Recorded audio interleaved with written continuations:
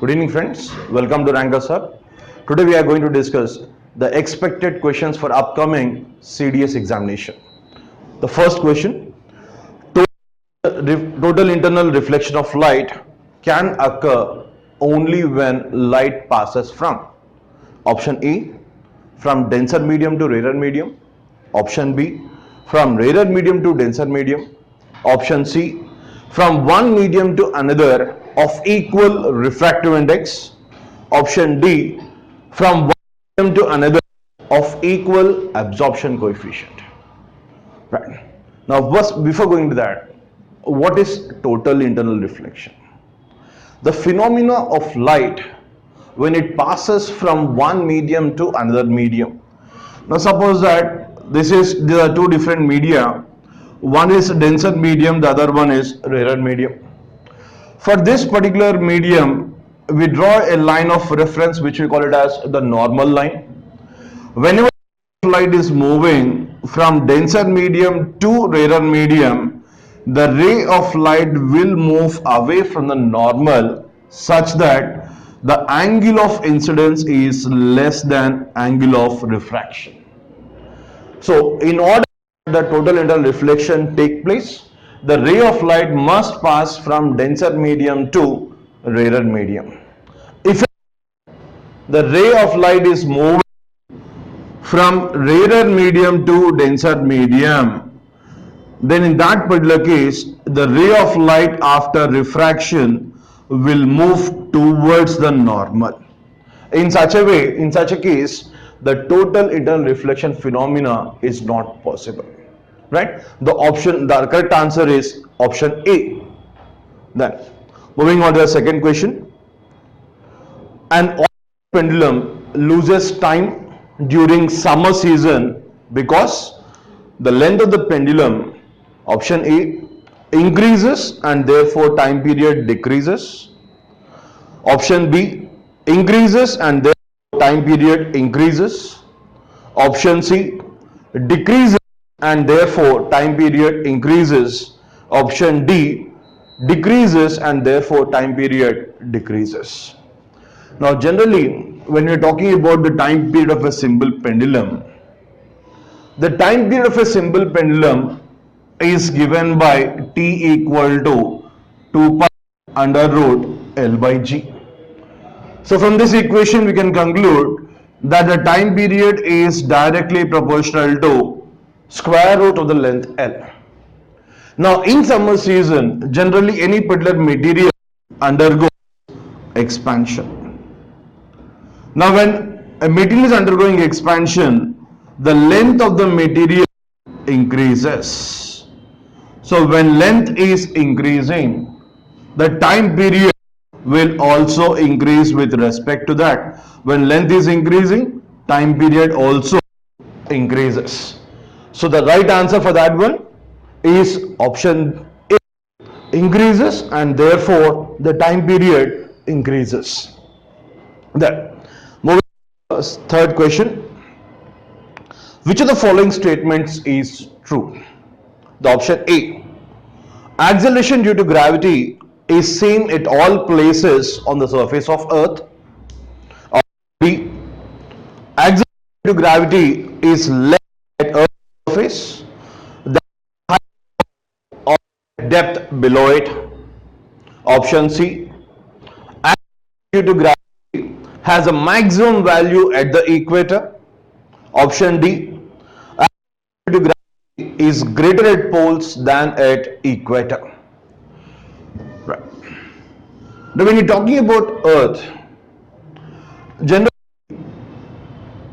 when you talk about Earth, the shape of Earth is something like this.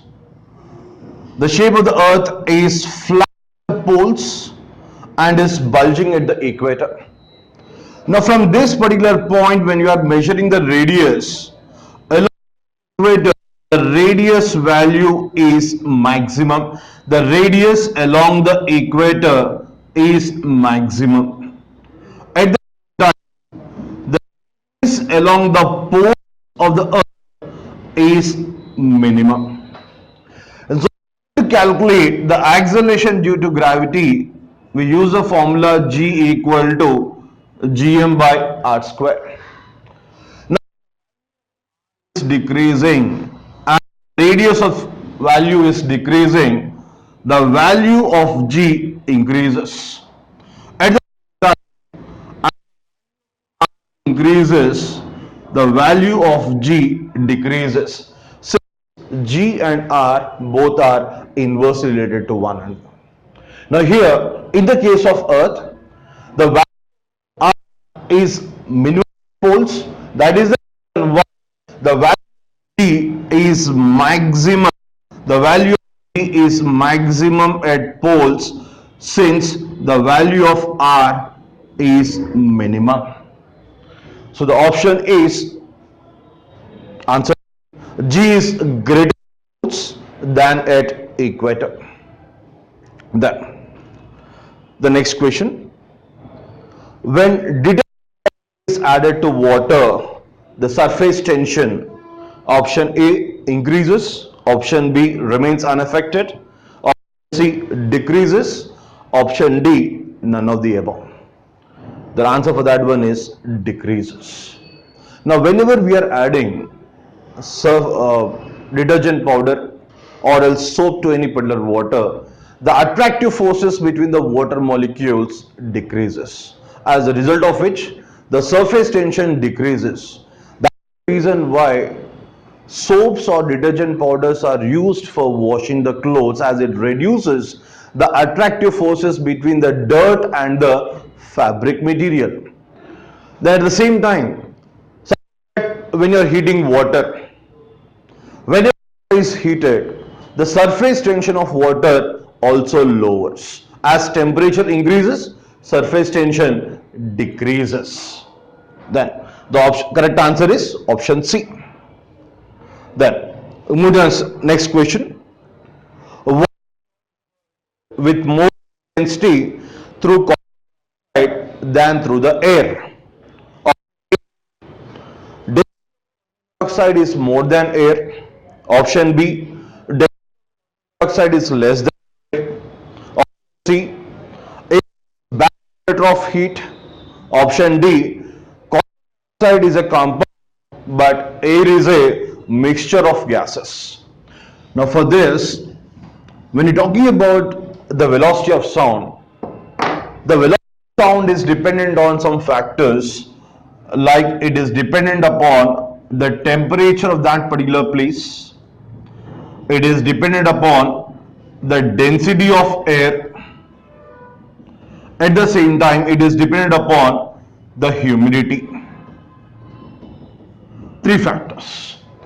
Now the velocity of sound is given by V equal to under root gamma P by D.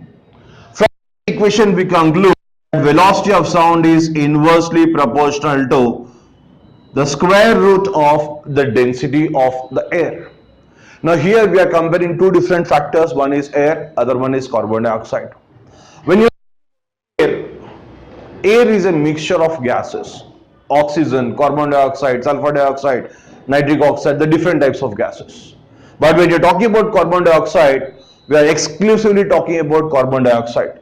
That's the reason why when you're comparing the density of carbon dioxide and the density of air, the density of air is having high value, wherein the density of carbon dioxide is having a low value. From this relation, the velocity and density both are inversely proportional. When the density is decreasing, then obviously the velocity increases, since velocity and density both are inversely related. Now here we are talking about carbon dioxide. The density of carbon dioxide is less when compared to the density of air. When the density of carbon dioxide is reducing, the velocity of sound in carbon dioxide, it increases. So the correct answer is the density of carbon dioxide is less when compared to that of air. That is option B. Then moving to the next question. The capacity of condenser can be increased by option A, decrease in the thickness of plate, Option B, increasing the thickness of plate. Option C, decreasing the distance between the plates. And option D, increasing the distance between the plates. Now when we are talking about the capacitance of a parallel plate condenser, the capacitance of a parallel plate condenser is given by formula C equal to epsilon naught A by D.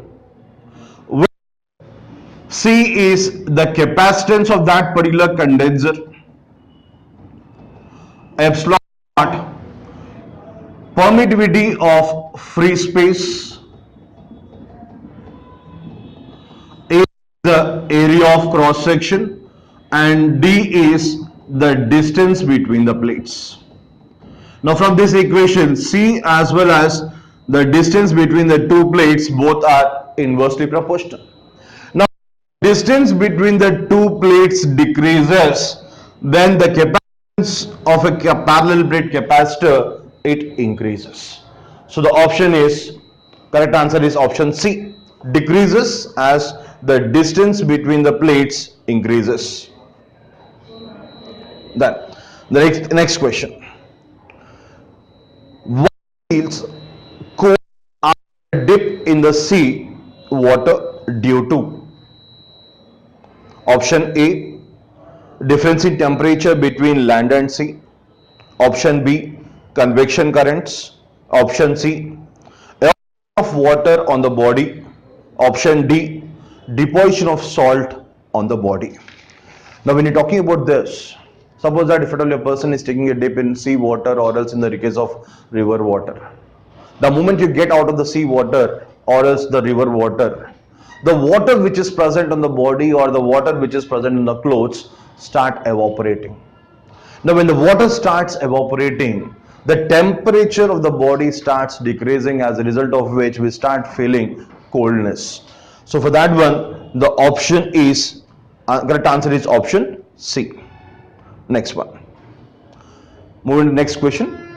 When a capillary tube is placed in a beaker containing mercury, the level of mercury in the tube is option A, more than the surroundings. Option B, less than the surroundings. Option C, equal to the surroundings. Option D, does not rise at all. Now here, whenever we are placing a capillary tube in a beaker containing water or mercury, suppose that here we are having two beakers, one beaker containing of mercury, the other beaker containing of water. Now in these particular beakers, when you are placing the capillary tube like this, suppose that this beaker is containing water, the other one is containing mercury.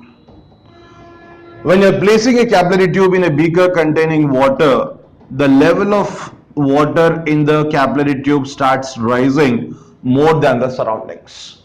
But when a capillary tube is placed in a beaker containing mercury, the level of mercury in the capillary tube will be less than the surroundings. Now in the case of a mercury, the shape of the meniscus will be somewhat like this. The meniscus will be having a convex surface in the case of mercury. But whereas when you are placing the capillary tube in a beaker containing water, the shape of the meniscus will be something like this. The meniscus will be having a concave surface in water. So the correct answer is option B, right? The surroundings. Next one. An object placed at the focus of a concave mirror will be option A, real, inverted, same size at the focus. Option B, real, erect, same size at the focus. Option C, virtual, inverted, enlarged at infinity. Option D, real, inverted, highly enlarged at infinity. Now when you are talking about mirrors, basically mirrors are classified into the plane mirrors and spherical mirrors. Spherical is further classified into convex as well as concave. In convex and concave mirrors, we'll be having 6 different positions, right? So whenever placing these particular objects, these positions, depending upon the position, the nature of the image just keeps on changing.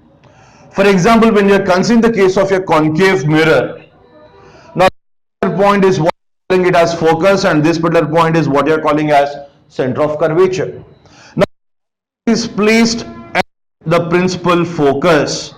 The image that is formed in this particular case is always a real one, is always an inverted one, and it is always highly magnified.